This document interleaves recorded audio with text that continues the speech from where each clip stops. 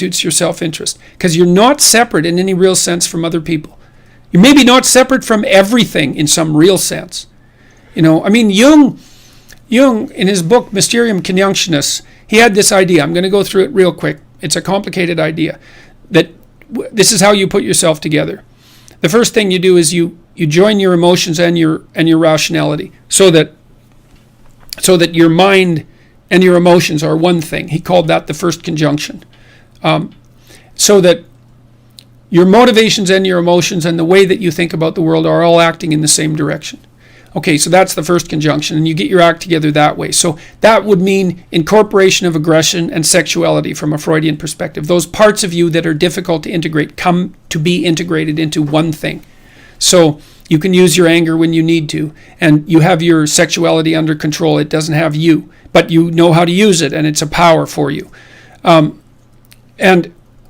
And you're properly assertive in all of those things. And so you build yourself into one psychological unit, and then you embody that. So that's the second conjunction. The second conjunction is take your mind, emotion, motivation, unity, and act it out. Act it out in the world, so that there's no distinction between you and what you do, between you and the way you think about the world and your philosophy and how you act. That makes you a second kind of unity. And then the final conjunction, which is the most difficult one, is to stop thinking that the world is different than you are. This is why I ask people to clean up their rooms. It's like, your room is you. It's you.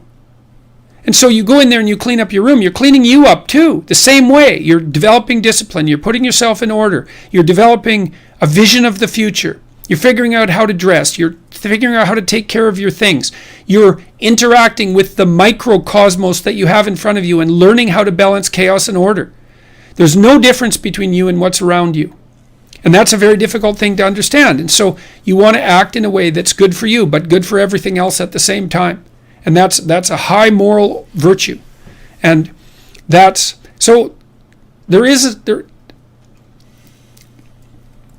the right way of thinking about the relationship between psychological egoism and altruism. It's like as you move towards a broader conceptualization of things, you start to understand that there is no selfish self-interest. It isn't how life works.